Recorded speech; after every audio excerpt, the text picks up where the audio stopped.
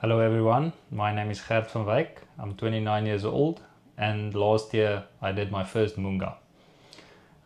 So I wanted to make this video to inform anyone that wants to do the Munga for the first time what to expect, because when I signed up I didn't know what I was getting myself into. So yeah, in this video we'll go over this few topics that I'm going to discuss here. You'll see it on screen. I'll just speak about training, nutrition, what my gear and equipment look like, and yeah, just a little bit of my story. And yeah, just at the end I'm gonna give you a few tips, just very important, nice tips that I learned. So yeah, you can watch the video and hopefully you learn something or take something from the video that you can use in the Munga. If you want to do it, and yeah, let's get into it.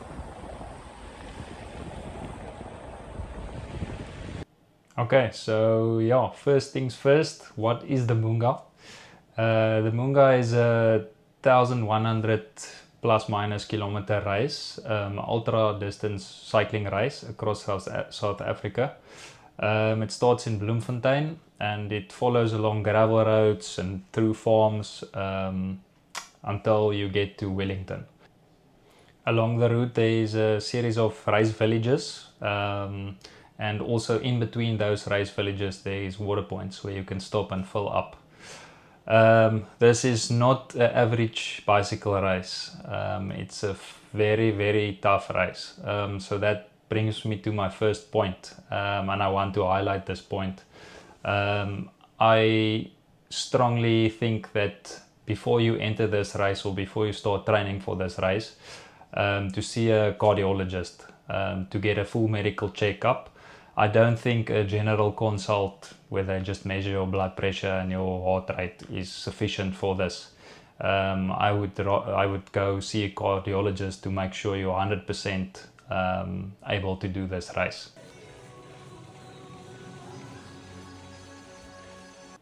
Okay, so how do you train for something like the Munga? I worked with a coach from Science to Sport, and I roughly did 16,000 kilometers in the year prior to the Munga. I would say my number one tip is to have time in the saddle. I think that's the most important thing, you must ride a lot. I'm not going into the specifics of my training plan, but it depends what you want out of the race. If you want to go 5 days or you want to go 3 days or below, yeah, but most people just want to finish.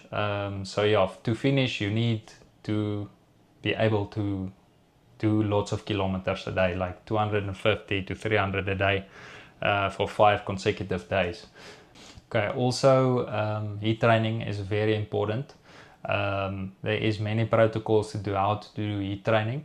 I personally had a core body temperature sensor, and I did, leading up to the Munga, I did many heat sessions.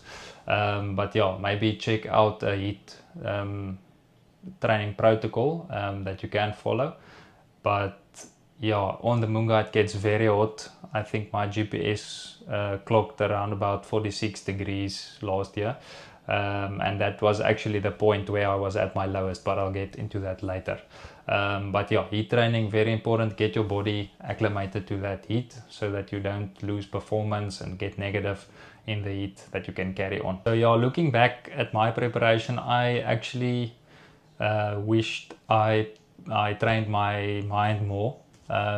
I would say, like, go out for a ride, like a fasted ride, and ride until you are bonked completely, and then do 200 kilometers after that, or like 100 kilometers, and then thereafter refuel and rest for a few days. But yeah, on the race you many times feel very empty, and maybe it's very hot or you're tired, and then to be able to push through, that's what I wish I trained more. So maybe don't sleep for one night and then the next morning you start with your 300 kilometer training ride. because that's how you need to train your mind to do that. It's not only physical. So yes, build your fitness, but also focus on your mental.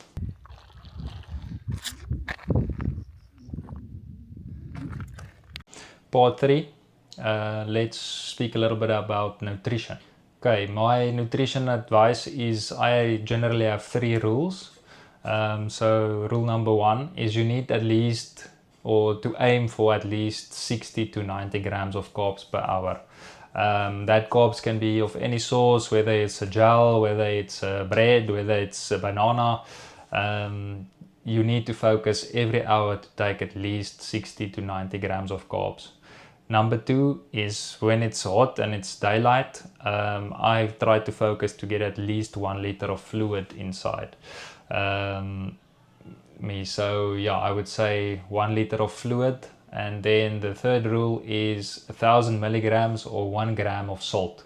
So if you hit those 3 targets every hour, your body is fueled enough. But yeah, so the problems with reaching that 3 goals is the first one with carbs is if you eat too many carbs, your stomach gets upset. So you're gonna have to train your gut to manage those carbs. So what I did in my training is on my longer and harder days, I took 120 grams of carbs to train my gut. There's a lot of YouTube videos to teach you how to train your gut. So I won't go into that, but do gut training. And then the second thing is at night, don't aim for a liter an hour, because you're gonna stop to urinate a lot. So yeah, at night when it's colder, try to cut down on the fluids, and when it's hot at night, you can even go more than a liter, but never go less than a liter an hour when it's daylight, because you don't want to dehydrate. So one thing that happens while you're riding, you lose concentration. You lose concentration and you don't focus on your nutrition anymore. You are behind. Everyone goes in with their gels and their stuff packed per hour, and they have their plan.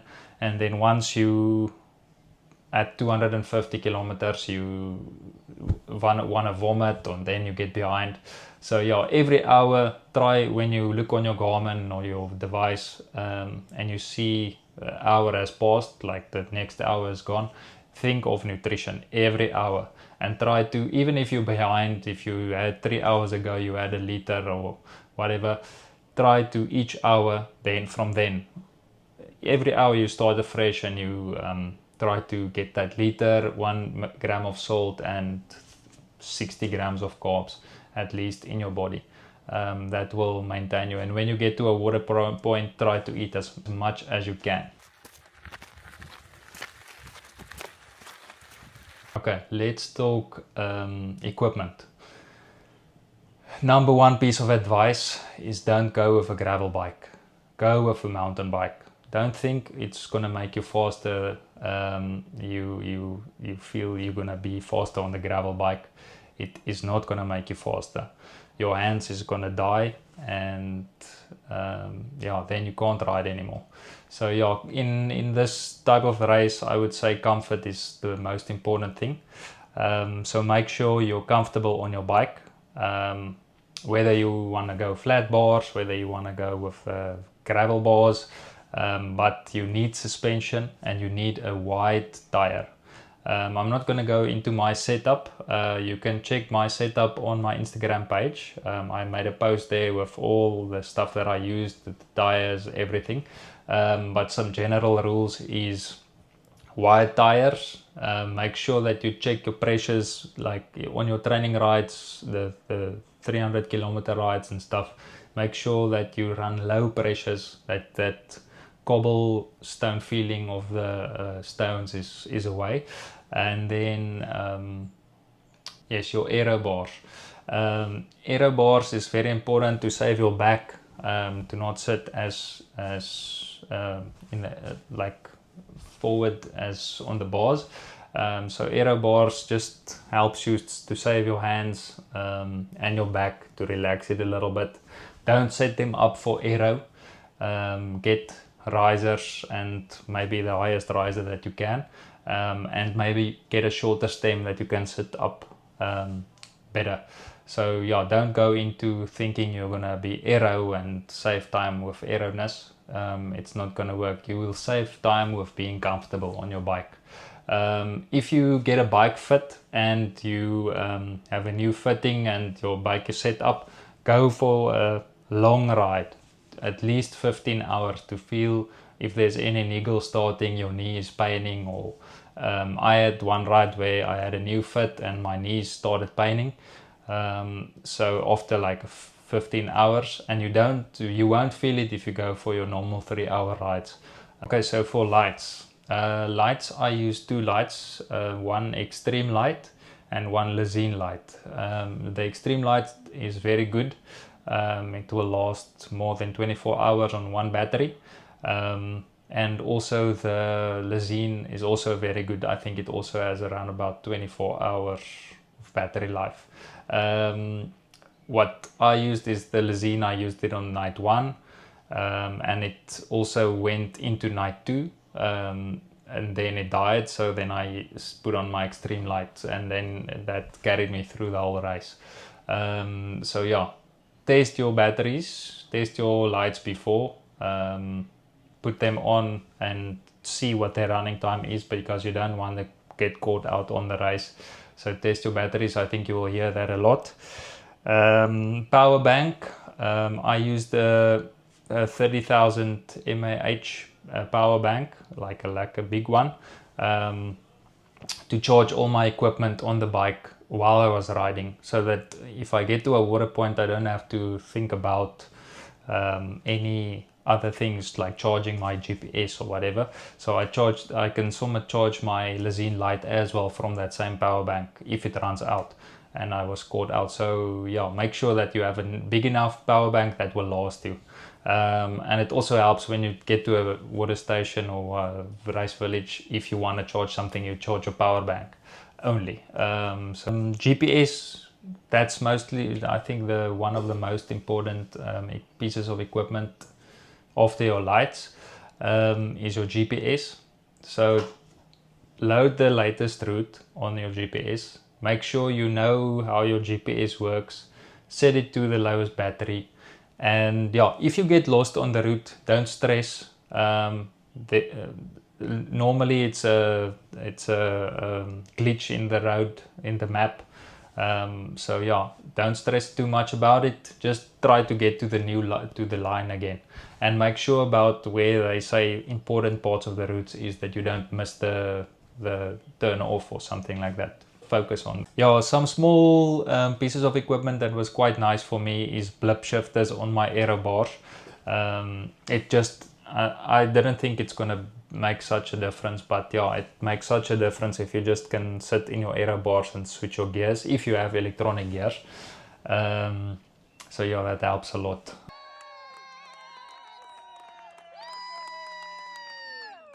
Now that your equipment is sorted, let me tell you my story. So I decided to do the Munga 1 year before the race, and I decided to train very hard and focus extremely on the race. I also did it to raise funds for a child to get a prosthetic leg. So that was what was motivating me the whole year. At the start of the race, I felt very good. My plan or my goal was to do a sub 72-hour race that you will see on all the other videos. It's a thing everyone wants to do, but many few gets it.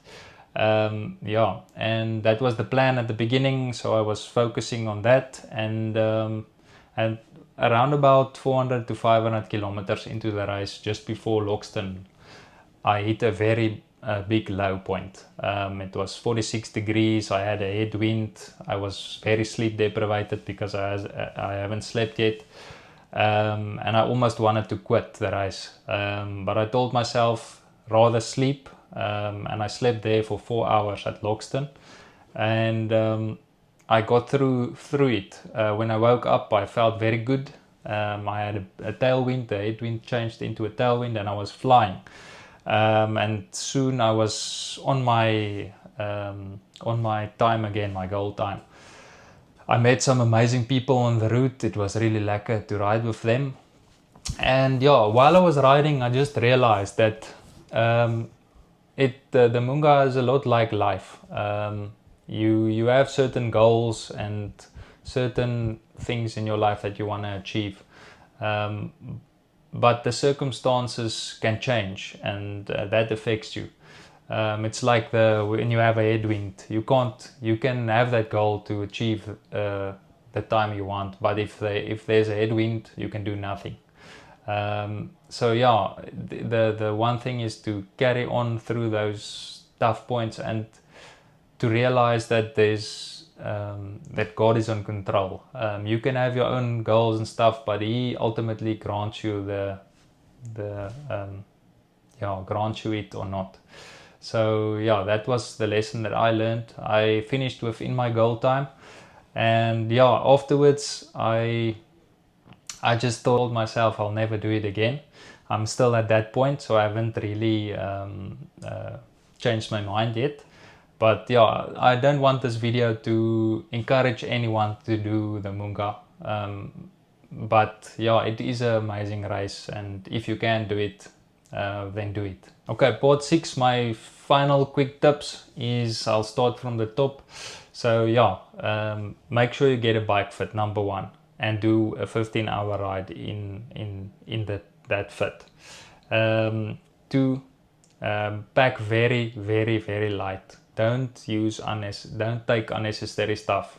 I spent 3 days in my same bib and shirt, and I had one puffer and one rain jacket, very light rain jacket. So that was totally enough. Don't take extra socks, don't take extra anything else. Just ride with one kit. Then on the race, number 3, keep moving. Never stop, never chat, never, just carry on. If you need to stop, then make sure you're resting or you're eating or you're sleeping. Yeah, don't just stop and chat and whatever.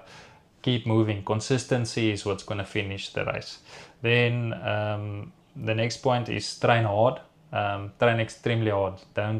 If you want to do it, then be serious about doing it. Don't go into the race by riding 1,000 kilometers a year and then you think you're going to finish the Munga. You're going to do damage to yourself if you do that. Yes, then that point that I said earlier, think of nutrition every hour. If you want to sleep in the normal circadian rhythm. So you sleep from 12 to 2 or 12 to 3 or whatever. Don't think you're going to sleep from 1 to 2 in the afternoon or from 2 to 4. It's not when your body is in that sleeping mode. So yeah, the best rest that you're going to get is from 12 to 2 or 12 to 3. Don't sleep in the day because you think you're going to be able to miss the hottest part of the day. If you want to miss the hottest part of the day, you haven't done enough heat training. So yeah, but if it's very hot, stay out of the heat. Yeah, protect yourself from the sun. So what I used is I rode with a full shirt, and I had also calf sleeves, aero calf sleeves. It wasn't for the aeroness, but it was to protect me from the sun, that I don't have to put on sunscreen every hour. Yeah, so wear lots of sunscreen, get the highest SPF that you can. Don't burn. If you burn the first day, you're gonna have a tough race. So yeah, and also then my last and very, very most important point, don't inhale dust. From the start of the race, I wore a mask. I wore a surgical mask. But you can wear a buff, you can wear anything. I wore a surgical mask, and sometimes I had a light white buff that I attached on my ears, and almost the whole race I had no trouble with lung problems. Some guys inhale too much dust and then they have, like, they call it a chemical pneumonia. It's dust irritation and they get a lung infection because of that. So yeah, don't inhale dust.